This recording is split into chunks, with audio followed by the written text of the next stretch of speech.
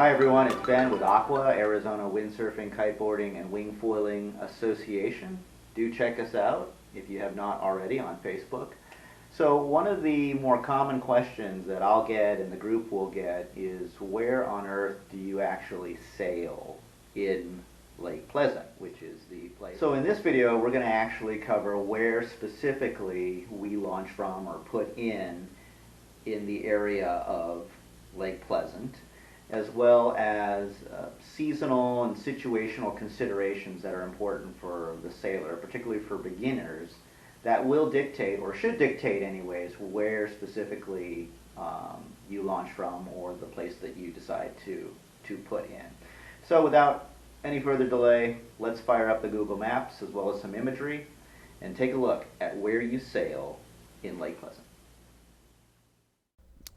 Okay, so here we've got the overall view of Phoenix by way of Google Maps, and as probably many of you know, Lake Pleasant is situated to the northwest of the metropolitan area.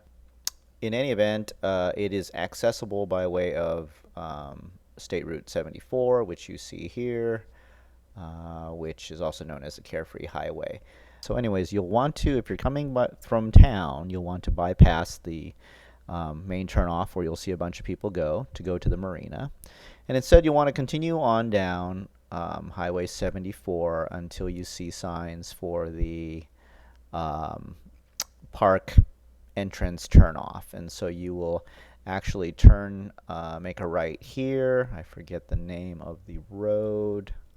North Castle Hot Springs Road. So you will take that all the way to the park entrance, and so you'll make a right up here and you'll see a main park entrance. If you're lucky, you will not have many people in line ahead of you.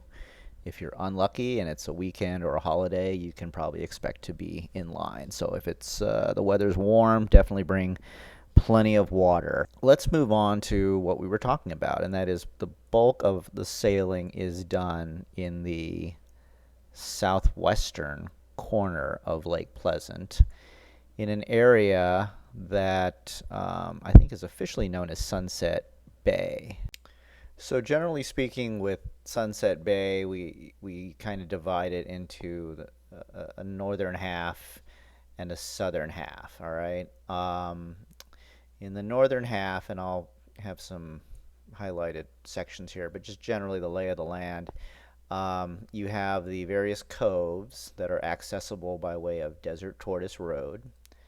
So you have the Desert Tortoise coves, if you will, as well as what is known as, I think it's right here, Burrow Island, okay, and which when the water level goes down here, it's an island, as you can see. But as the water level continues to recede, as the summer wears on, it eventually forms basically a peninsula. In the southern area, we have the principal launch area, favorite launch area, is what we call Sunset Ridge right here. And also an area that we call the spillway, because there's a spillway, big huge concrete spillway structure here adjacent to the main Lake Pleasant 10-lane boat ramps. So with all that said, where should you actually launch from? Where should you actually go if you're looking to windsurf, kiteboard, wingfoil, etc. At Lake Pleasant? Well, first of all, as a preliminary matter, it's important to understand that for the bulk of the year, the winds flow from the southwest, south-southwest, sometimes west-southwest direction. So effectively, this puts the southern launch areas in an offshore position, whereas the northern launch areas, the Desert Tortoise Coves, Burrow Island, Burrow Cove, will be in an onshore orientation through much of the year. The exception is in the winter months, when the winds predominantly come from the north or northeast, which means that everything now is flipped. Sunset Ridge, the spillway, will be onshore, whereas well, Burrow's not open in the winter, so we'll forget about that. But Desert Tortoise is now in an offshore type situation. So a lot of this will depend on, your particular skill level and comfort level. I mean, it will require a degree of self-assessment before you even, come out to the lake. Are you an absolute beginner and just learning? Are you more of an intermediate rider? Are you an advanced or expert? And if you're not able to go upwind reliably, or don't have the means of help in the form of a buddy with a jet ski or a boat following you, then for much of the year, the northern stretch is going to be, or the northern launch areas, I should say, are going to be your best bet. Now, conversely, if you're comfortable with offshore or sideshore conditions, you're able to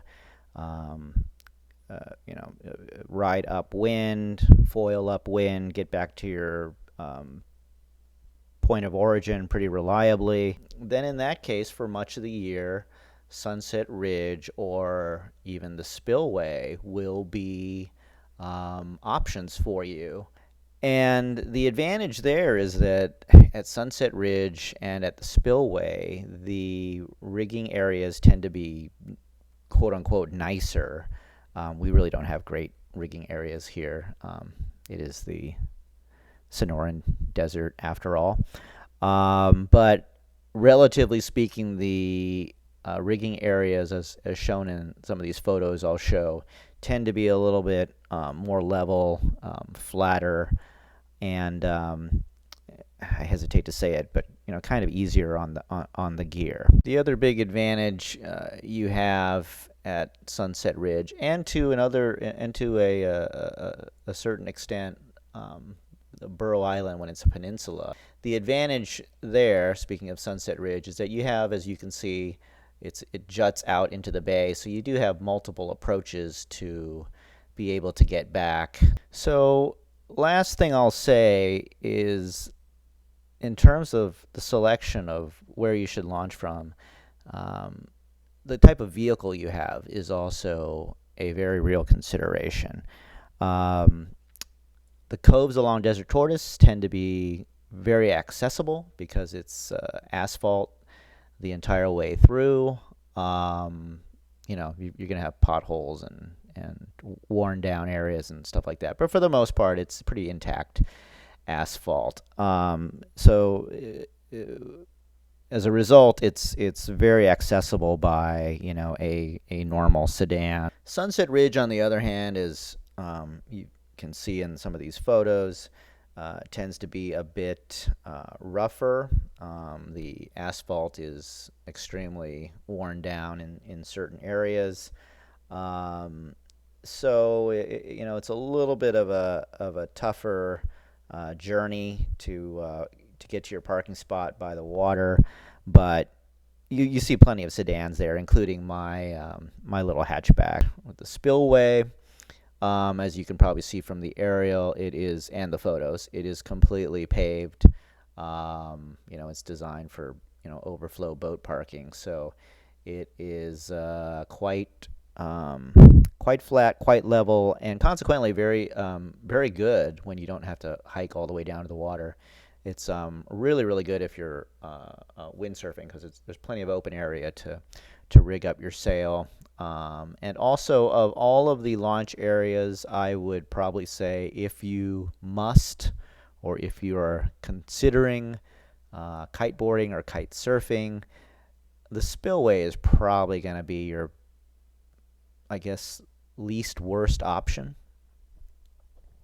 And lastly, if you have a high clearance vehicle, in the late summer months, early fall, when Burrow Island / Peninsula is accessible, if you have a high clearance vehicle or four-wheel drive, you can manage to sneak through the land bridge and get to Burrow Peninsula before before others. The rest of us are waiting for another couple weeks here before it fully forms that peninsula and forms a cove that we can use. So where should you launch? For most of the year, Sunset Ridge tends to be the most popular spot for us to park and set up and ride from. However, in the fall anyways, when Burrow Cove and Burrow Island are open, that's where many of our group will set up and launch from. During the warmer months, during lake season, if you want to call it that, particularly in the summer, if Sunset Ridge is too crowded, you can also bet that all of the northern options are going to be crowded as well, in which case many of us have taken to using the spillway as our kind of backup or secondary on the weekend days. And that, folks, is our AWKWA Basics Guide for where to sail at Lake Pleasant. We hope you found this video helpful. If so, we sure would appreciate your clicking the like button below and also hitting the subscribe button to our channel. Also, let us know where your favorite launch site happens to be at Lake Pleasant, or even where in Arizona, in the comments section below. Lastly, if you live in Arizona or just this part of the world and would like to see videos on certain topics involving windsurfing, kiteboarding, or wingfoiling, please also let us know in the comments section below. We hope to be uploading a lot more helpful guides, how-tos, gear reviews, and great content soon. Until then, this is Ben with AWKWA, wishing you good winds and happy sailing.